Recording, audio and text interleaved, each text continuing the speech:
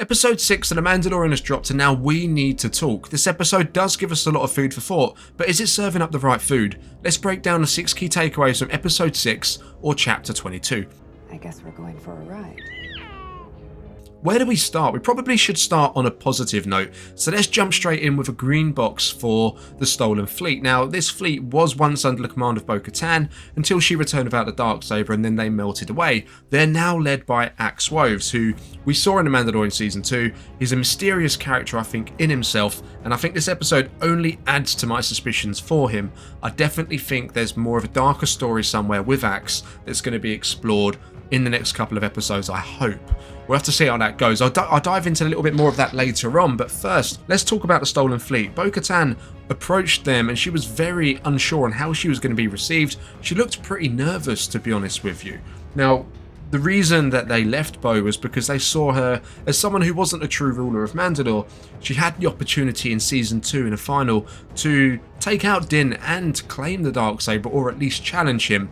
She declined that. Now, they questioned her, why aren't you even challenging Din Djarin, who's got the darksaber? He's not even a Mandalorian, he's got no drop of Mandalorian blood within him, he's a foundling. Now, Bo does stick up for Din at this point in time, which was really nice, to be honest with you. That was good to see. And they do accept Din now. Now, Bo and Axe had a fight, and she really made him look like a chump, which also makes me wonder if her and Din was to ever have a fight, would she then get rid of Din that easily? Could she have literally just went and grabbed the darksaber if she wanted to, or would he be a little bit tougher? Would he be more of a harder test for her? I'd hope to think he was, although I do think Bo is the more highly skilled fighter in my opinion. Although I don't think that would ever come around, because Bo-Katan as a character has moved on from the character she once was, where she would have challenged Din at any cost to get the darksaber. But overall, a good concept for the stolen fleet, and it looks like they're going to be helping the other Mandalorians take control of Mandalore in the next couple of episodes as well. Now we move on, we might as well keep it positive with this next one, which is another green box for the different eras within Star Wars. I think this episode done a fantastic job at celebrating all the different eras we've got, whether it be from the Separatists with Christopher Lloyd's character, who was actually a follower of Dooku's, I believe, and he actually name dropped Dooku, was actually one of the highlights of the episode for me. You've got a load of Clone Wars droids within there as well, and some references to the Clone Wars, which was really cool. The original trilogy with the repurposed Imperial technology, whether it be droids, stormtrooper armor being used for normal guards as armor for them. So it does a good job at showing you how each of these eras are perceived in the galaxy at this point in time, with the Separatists very much being the oldest concept they mentioned there, I think, and they're very much like the last embers of that belief of what Dooku was trying to achieve at that time.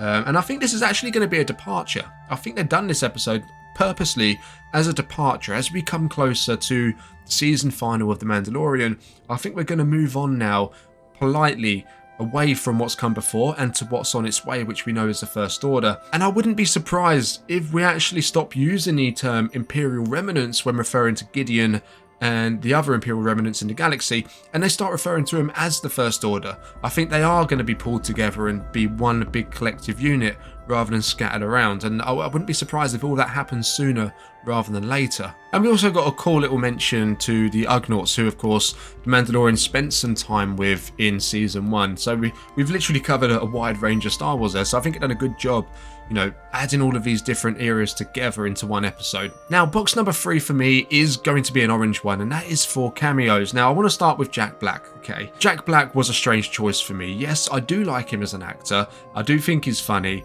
but I just don't think this role really was meant for him, if I'm being honest with you. I think with Jack Black's background and what kind of movies and what he works on usually, and being such a recognisable face, takes away the seriousness of the character that he was portraying in this episode. As for the lady he was also with, Lizzo, I'll be honest with you, I had no idea who she was, so she didn't really take me out of it, although I did find it a little bit odd with the dynamic between the two. The consensus online, though, is that people that did know Lizzo before this episode, it also took them out of the scenes as well.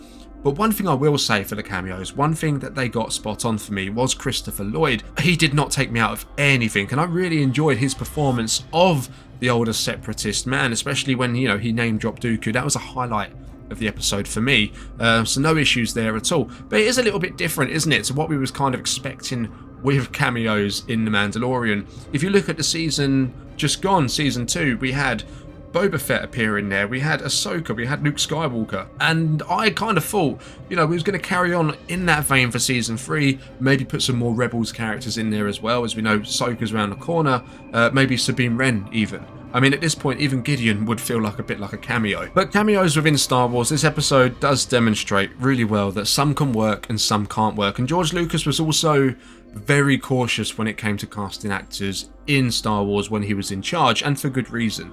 You have to be a certain kind of character or actor to really fit in and not take people out of the story. Moving on to box number 4, this is actually going to be another orange box, but there is another story here I want to discuss, and I don't think it's completely obvious if it turns out to be true. But in terms of what this episode gave us, it has to be an orange box for the darksaber.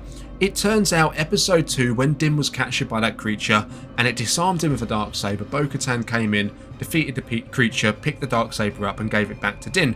Well, it actually turns out in this episode we're led to believe that now Bo is worthy of having the darksaber and leading Mandalore. Din tells her this in front of Bo's forces, and I think this was on purpose. He says he returns it to her. Now, in my opinion, if this turns out to be what it is at face value, I think this is poor writing. I think this is a poor creative decision, in my opinion. However, going back to what I said, I think there could be more to this. You see, Bo was worried about coming up face to face against her old forces beforehand, and Din reassured her on her way there. You could see she was visibly worried by her face. How would Din know it was going to go okay? I mean, was he planning this the whole time?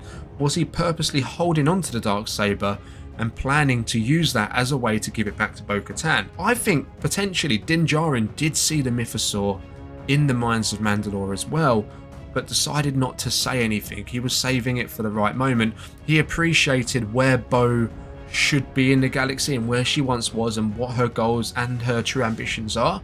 And he also knows that what Bo wants in terms of ruling Mandalore and being this figure that leads everyone isn't for him. That's not the sort of person he is, and he doesn't want that. He never wanted that. So I think this was all actually part of a plan from Din Djarin to put Bo back into the position that she wants to be in and what she should probably rightfully be in my opinion. I do think deep down Bo and Din both know he was ambushed and it wasn't won in fair trial by combat.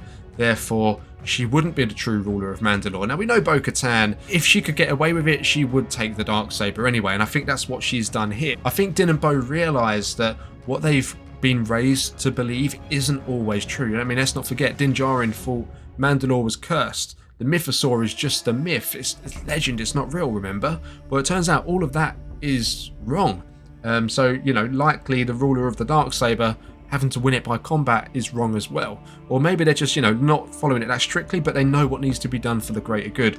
Very much in a similar way to the armourer telling Bo-Katan to remove her helmet. It goes against what she believes, but in this new age of Mandalore, perhaps things need to be done a little differently. If that was the case, then this would be a green box, but on face value, we'll stick to what we've seen in this episode. It's going to be an orange one for this one. Now we're going to continue on this orange route, but this is the last orange box, okay? This is the last orange box we're going to do today. Now this is actually for Din Djarin. Now this one could be quite debatable, and I want you guys to let me know what you think in the comments. First 2 seasons of The Mandalorian, Din Djarin was the man. He was your main guy. He was partly the reason why you're so invested in The Mandalorian right now. He was rocking his way through the galaxy. No job was too big, effectively. And it comes around to season 3, and he's very much, I hate to say it, but he's very much been relegated to the role of sidekick. Now we can debate until we're blue in the face if the series The Mandalorian means Din Djarin or it just means Mandalorians in general. Me personally, I think it means Mandalorians in general. However, with that being said, Din Djarin isn't a sidekick character. Din Djarin is a main character, and I think it should continue to be that, but with other Mandalorians scattered here or there. The balance in season 2 of The Mandalorian was perfect. Boba Fett was in there, and he wasn't a main character. He was kind of with Din, he was helping Din. I think that should be approached the same way in season 3 rather than him taking a bit part. In most of the shots with Bo and Din, it's Bo in the centre and Din off to the side. Especially in the last shot in this episode, you notice it as well. I do think they're kind of taking that role away from him. Hopefully it's not a permanent thing. Hopefully we do go back after season 3 to Din Djarin being the main guy in this show that he started, in my opinion. We'll have to see how it goes. I mean, they could have done a Bo-Katan series in the same way they've done the Book of Boba Fett, which shows her getting the darksaber, which shows her on her quest to reunite Mandalorians, and Din's helping with that as well. They all cross over, but Din has his own specific show where he's not really a secondary character. We'll have to see what happens in the last 2 episodes. I do hope they do turn it around and they have Din Djarin do something absolutely amazing in the season final or something along them lines to really show you that, you know what, this has really been about Bo-Katan this season, but Din Djarin is still the Din Djarin that he has been for the first 2 seasons. But knowing my luck, they'll probably just kill him off and be like, you know what, he wasn't that great of a Mando anyway. But we move on now, and this is going to be for episode placement. Now, episode placement for me is going to be a red box. Now, although it was a good episode on its own, it wasn't a great episode.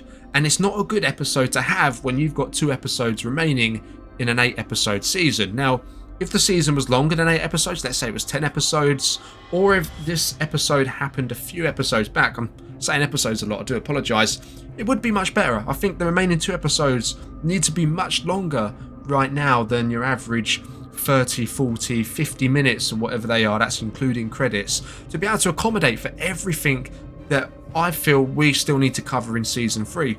We've got the whole story with Gideon, which we didn't touch on in this episode.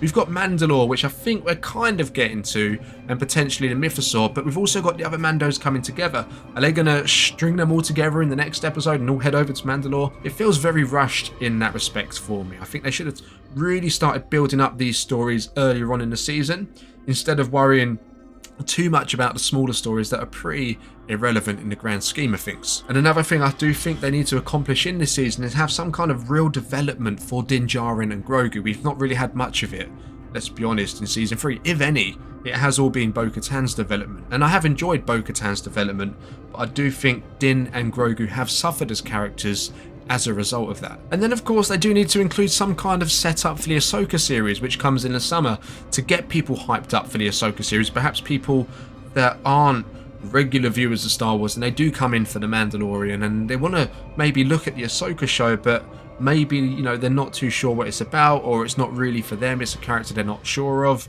You know, set it up, get it tied in, set it up for the summer. You know, they still need to do that as well. You're probably going to need a good couple of hours to do all this, and I think we'll be lucky if we get a combined total of 60 minutes for the next 2 episodes, not including credits. We'll have to see how that plays out. My overall score for this episode would be a 6 out of 10. Last week was the best episode so far in season 3, in my opinion, and I did expect more from this week's episode, but let's judge it when it's all said and done as a whole. But until then, guys, remember to subscribe to the channel if you're new, leave a like. This is the way.